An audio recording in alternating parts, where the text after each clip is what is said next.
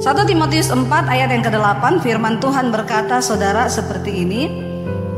Ya, bisa ditayangkan. Latihan badani ya itu terbatas gunanya, kata firman Tuhan. Nah, latihan badani itu terbatas gunanya, tetapi ibadah itu berguna dalam segala hal karena mengandung janji, baik untuk hidup ini maupun untuk hidup yang akan datang. Ingat, kita hidup bukan cuma hari ini, ada kehidupan setelah kita mati. Kalau latihan badani itu cuma berguna ketika kita ada di dunia ini saja, tetapi kehidupan yang setelah kita mati itu yang lebih penting daripada kehidupan yang hari ini. Latihan badani terbatas, tetapi latihan ya, ibadah itu berguna dalam segala hal. Oh, berarti kita ini harus ibadah terus gitu, Bu? Tiap hari di sini terus doa? Enggak. Kalau engkau juga duduk di tempat ini beribadah, tetapi engkau tidak melakukan itu berdasarkan cintamu kepada Tuhan, sorry, itu bukan ibadah. Itu engkau datang setor muka buat Bapak Gembala. Tetapi ketika engkau datang dengan kerinduan untuk bertemu Tuhan dan mengerti firman-Nya, itu ibadah. Mari kita tidak mengecilkan nilai dan arti dari ibadah itu sendiri. Saudara boleh berdiri di mimbar ini, tetapi ketika engkau berdiri di mimbar ini entah sebagai pengkhotbah, worship leader, singers atau pemain musik, kalau engkau tidak melandasinya atas dasar cinta akan Tuhan, ini bukan ibadah. Ini main musik cari uang. Ini nyanyi untuk cari uang. Saya di sini ceramah untuk cari uang. Tapi ketika kita melakukannya karena kita mengasihi Tuhan dan didasari oleh kehidupan yang takut akan Tuhan, itu ibadah. Amin, saudara. Yes, saudara bekerja di kantor, itu jangan anggap itu pekerjaan sekuler. Ketika engkau melakukannya dengan nilai-nilai firman, itu ibadah. Satu kali ada teman saya bilang gini, sorry Bu, kan saya tanya bagaimana pelayanan misi ke daerah, apa yang bisa kita lakukan nih untuk ke desa-desa lagi. Maaf Bu, bulan ini saya nggak bisa pelayanan dulu karena saya kena gilir untuk jaga mama saya yang sudah umur 80 tahun. Jadi kami anak-anak semua digilir.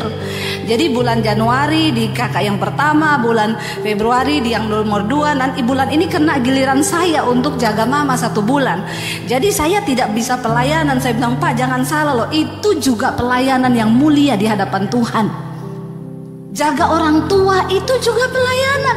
Ketika Bapak melakukannya dengan dasar mengasihi, itu juga sebuah pelayanan yang mulia, tidak kalah dengan pelayanan misi ke daerah. Amin. Mari kita rubah konsep kita. Anda bekerja sebagai apa? Sebagai direktur, sebagai owner perusahaan, sebagai pengacara, sebagai apapun. Ketika engkau melakukannya dengan dasar takut akan Tuhan dan mengasihi Tuhan, maka itu ibadah. Jangan dipisahkan, saudara. Jangan kita pikir semua yang di mimbar ini rohani. Belum tentu. Kadang-kadang ada jemaat yang lebih rohani daripada pelayan Tuhan. Amin. Karena nilai dari ibadah itu Tuhan yang tahu. Makanya saya tidak pernah takut dulu kalau saya mau di blacklist di gereja. Karena menurut saya menginjili tukang parkir pun itu pelayanan. Mending saya injili tukang parkir, dia bertobat, daripada saya khotbah di 3.000 jemaat gak ada satupun yang tobat. Iya gak, saudara? Mari kita mengubah konsep kekristenan kita biar kita mengerti. Karena orang yang bodoh di hadapan Tuhan tuh orang yang tidak mengerti kehendak Tuhan, bukan orang yang gak bisa baca tulis. Walaupun dia gak lulus SD, kalau dia mengerti kehendak Tuhan, dia pinter di hadapan Tuhan. Walaupun Anda lulusan sekolah tinggi, titelmu berjejer, tapi kalau engkau tidak mengerti kehendak Tuhan, engkau bodoh di hadapan Tuhan. Makanya Alkitab berkata, aku akan menghapus hikmat orang dunia yang menurut dunia itu berhikmat. Aku akan mengangkat orang-orang yang bodoh bagi dunia ini, tetapi mereka dipilih oleh Tuhan karena mereka mengerti apa yang Tuhan mau. Ayo saudara, itu seimbang di hadapan Tuhan. Bukan berarti terus kita ibadah terus, Bu, nggak usah kerja, ibadah terus. Bukan itu keseimbangan. Keseimbangan adalah ketika engkau bekerja untuk Tuhan, lakukanlah segala sesuatu yang baik yang engkau lakukan dengan perkataan maupun dengan perbuatan.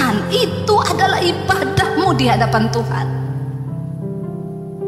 Mari kita mulai punya konsep yang benar tentang Tuhan, supaya kita nggak salah jalan, supaya kita tidak tersesat. Kita sedang berada di waktu-waktu yang singkat.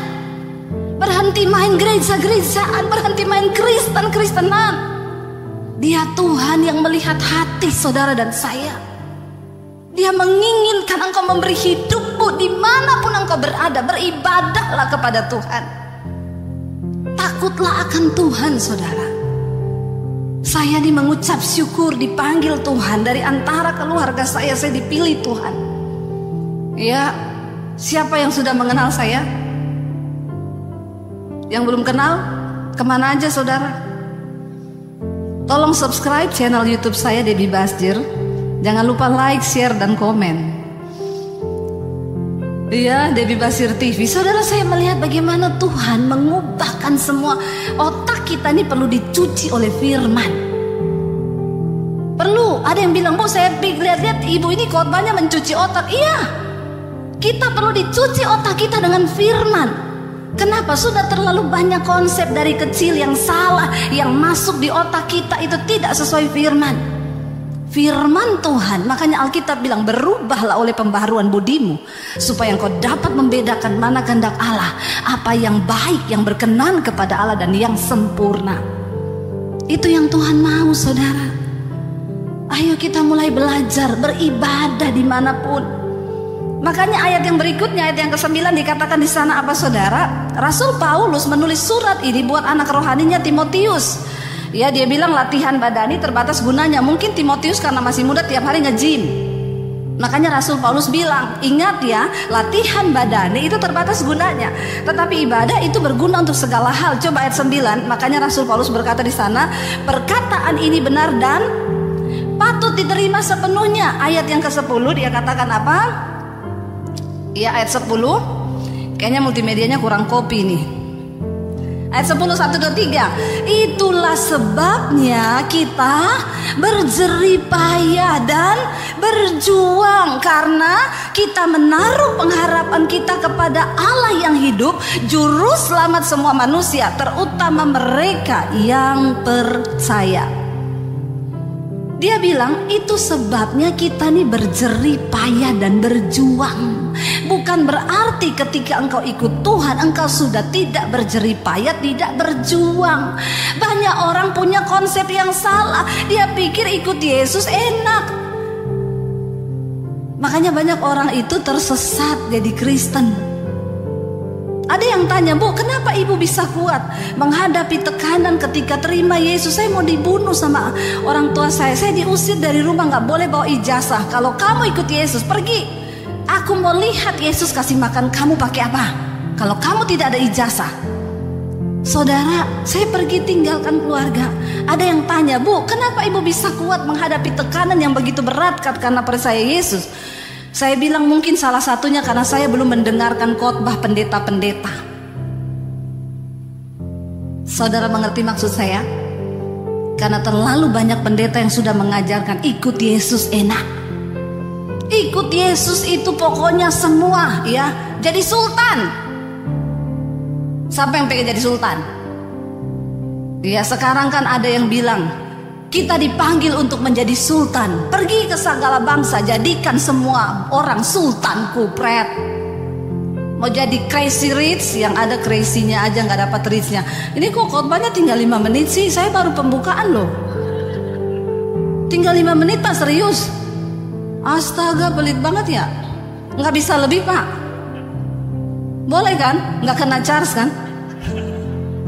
Nggak, takutnya kan dari gedung kena charge, saudara ya. Boleh ya Pak ya. Bapak Gembala bilang boleh loh. Lalu saudara ya sudah diangkat soalnya di belakang, tinggal 5 menit. Kayak petinju tuh loh ya. Ronde 5, ronde 3 ada diangkat di belakang ya. Jadi saya terintimidasi Pak.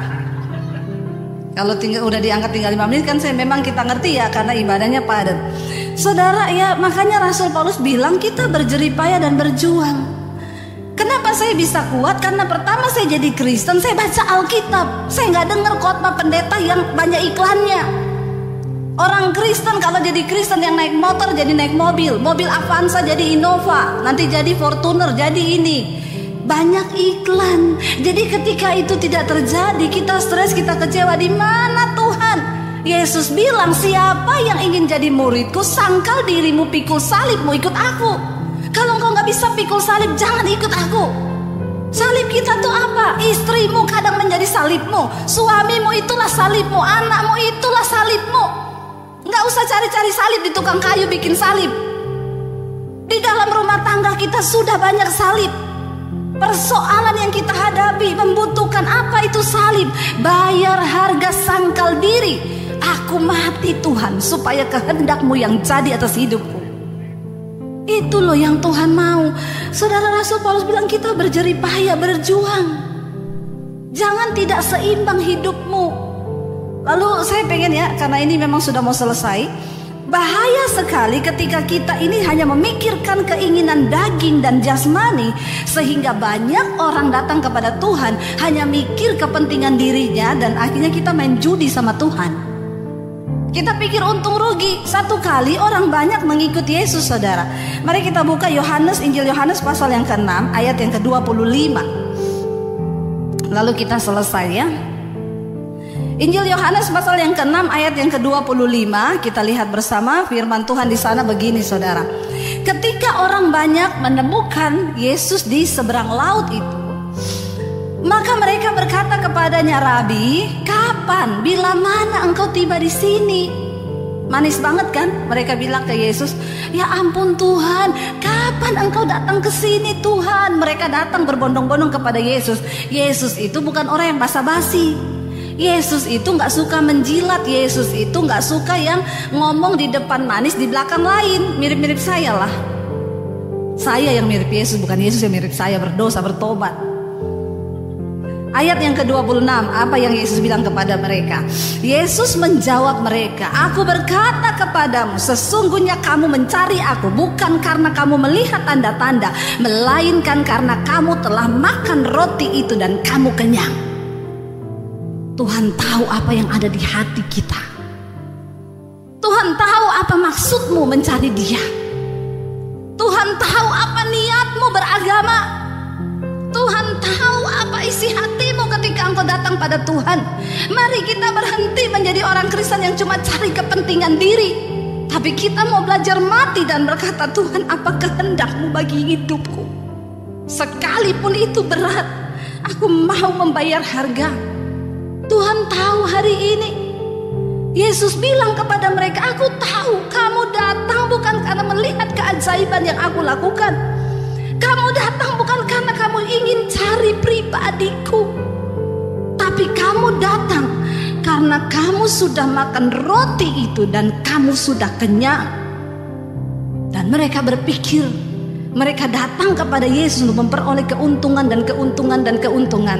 Ayat yang ke-27 Yesus bilang kepada mereka, saudara, bekerjalah bukan untuk makanan yang dapat binasa, melainkan untuk makanan yang bertahan sampai kepada hidup yang kekal, yang akan diberikan Anak Manusia kepadamu, sebab Dialah yang disahkan oleh Bapa Allah dengan materainya. Mari kita bekerja bukan untuk mendapat upah yang binasa. Seberapa banyak pun hartamu, kalau itu nilainya tidak sampai pada kekekalan, percuma, saudara. Seberapapun hal besar yang kau miliki, kalau itu tidak bernilai ibadah di hadapan Tuhan, maka semua itu hanya akan membawa kita kepada kebinasaan.